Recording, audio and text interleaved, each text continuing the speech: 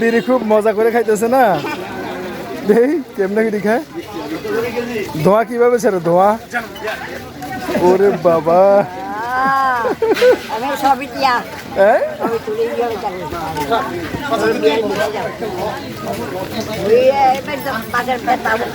হ্যাঁ হ্যাঁ,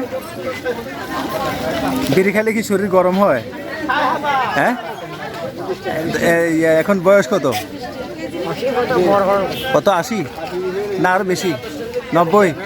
হ্যাঁ, 100? 100 তো না, কত হইব না, কত? 80 হইব। হ্যাঁ, ছেলে মেয়ে নাই? কই গেছে? সব হয়ে গেছে। তে খালি এটা, আর কিছু নাই? খালি এটা, আর কিছু নাই? তে এটা বেচলে হবে?